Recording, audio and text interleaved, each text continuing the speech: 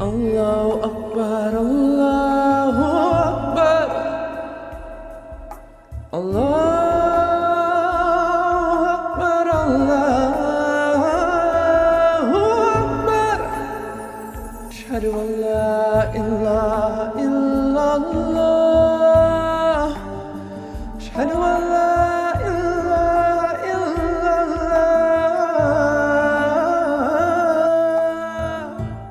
Whoever Allah guides, no one can misguide. And whoever Allah leaves astray, no one can guide.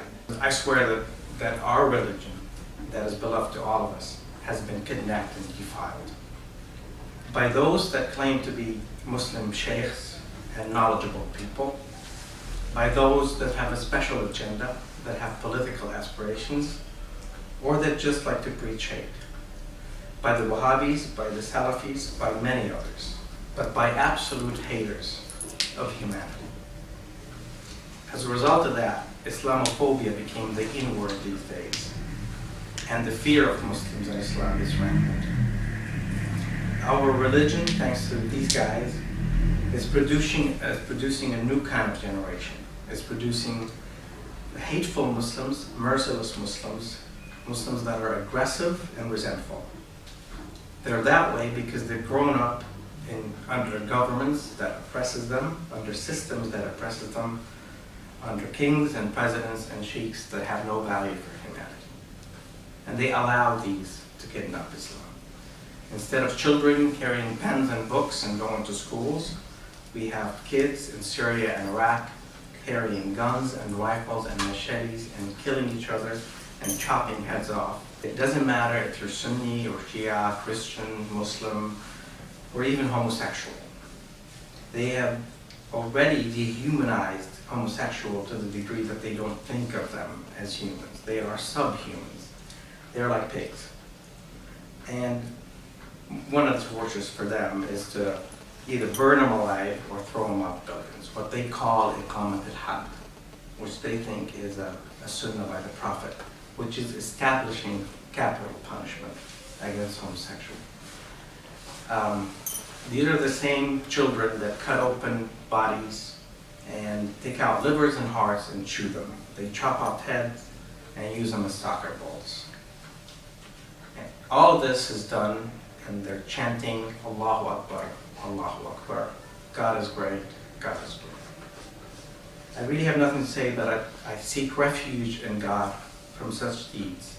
Hasbi Allah wa ni'mal wakeel, from these people, from these imams, from these faqirs, from these sheikhs that spew the poison of hate and hypocrisy. Those people, they think differently. They say these are cursed, these are kafirs, these are Christians, these are non-believers, these are astray, and these are the enemies of God. But we, mashallah, we are just perfect. And they took the blessing that is Islam, and they removed all mercy from it. Islam is not about just prayer and fasting and the rituals. These are the leaders that are raising this kind of youth today.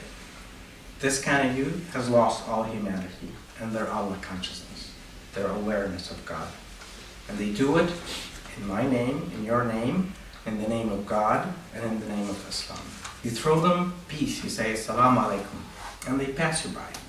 And you wonder, why did they do that? And then you think, maybe it's not because I don't have a beard.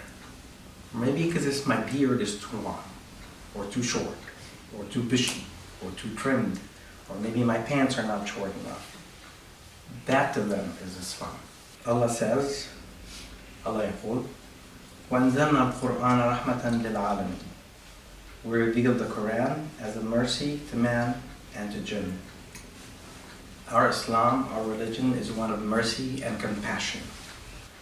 جاء الإسلام غريبا وسيعود غريبا. Islam was born a stranger, and which will end up being a stranger once again. So what's the answer? The answer is Allah consciousness. Is to be aware of God.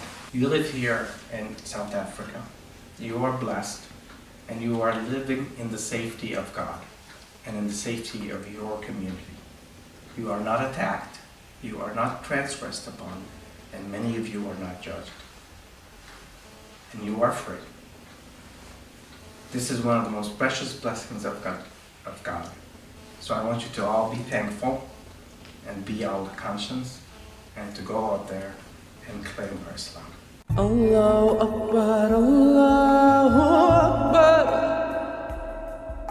Allah.